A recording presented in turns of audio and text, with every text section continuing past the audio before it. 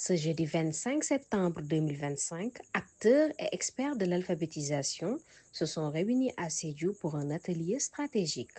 L'objectif était de définir un programme pratique pour former et autonomiser les femmes et producteurs de Sédhiou et Kolda au cœur de la plateforme agrocommerciale PAC, une étape clé pour un développement agricole inclusif et durable.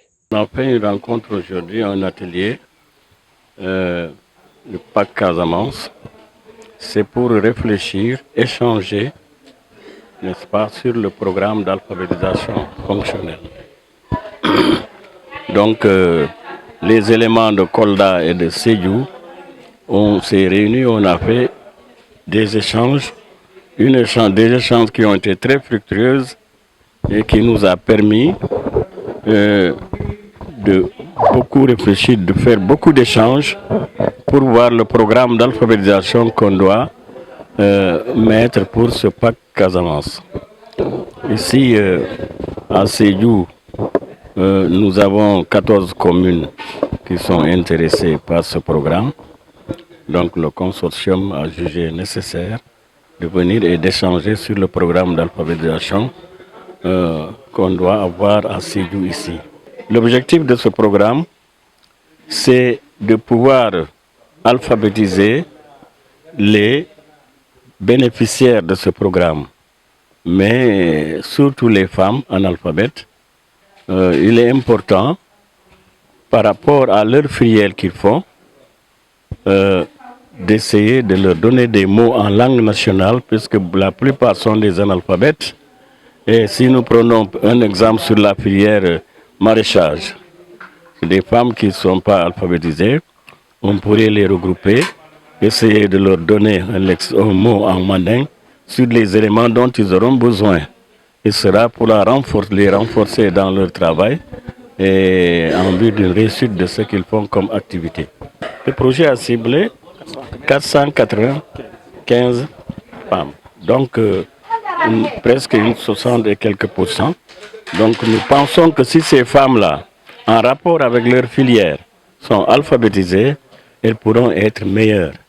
Elles pourront avoir des rendements meilleurs, elles pourront bien commercialiser leurs produits et elles pourront être en quelque sorte autonomes, n'est-ce pas, et pouvoir subvenir aux besoins de leur famille, de tout ce qu'il leur faut dans leur vie courante. En fait, avant d'abord de former, il faudra penser d'abord à la documentation. Nous allons concevoir le programme. Après conception, on va voir les différents outils. On va aussi concevoir maintenant les outils et la méthodologie de formation. Après quoi, la structure et nous-mêmes, nous allons discuter sur le profil de facilitateur. Et une fois retenus, ces facilitateurs-là pourraient être formés selon les modules retenus par rapport au programme qui est proposé. La formation, elle est à deux niveaux. C'est du learning by doing, c'est-à-dire on va leur former théoriquement, mais aussi sur le terrain pratiquement, parce que là, ils n'auront pas affaire à des enfants, ils auront affaire à des adultes. Donc nous allons utiliser la méthode andragogique. D'abord une formation théorique sur l'alphabétisation. Donc l'alphabétisation qui n'est pas comme une formation pédagogique traditionnelle dans les écoles avec les enfants, mais c'est plutôt, ici, c'est aider les communautés à transposer leurs connaissances en écriture.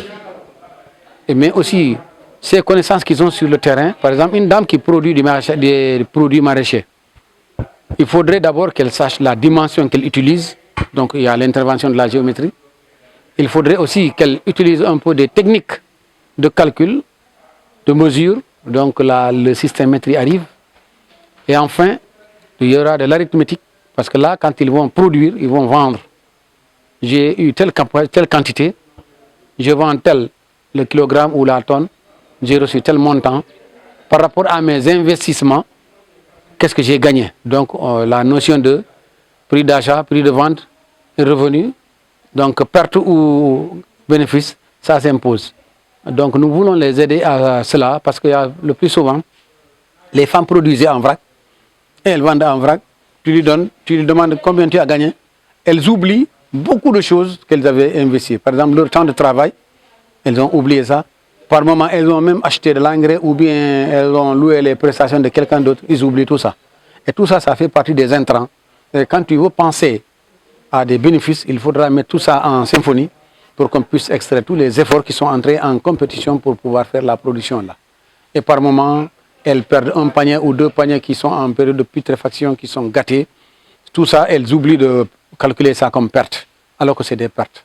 Voilà, c'est ça qu'on va transposer, mettre ça vraiment dans des techniques pour qu'elles puissent utiliser leur propre connaissance dans leur propre langue et vraiment maîtriser. Parce qu'on dit, ceux qui se conçoivent bien s'énoncent clairement, et les mots pour les dire arrivent aisément. Et leur propre langue, quand elles utilisent ça, c'est beaucoup plus facile, il n'y a pas de tradition, quoi.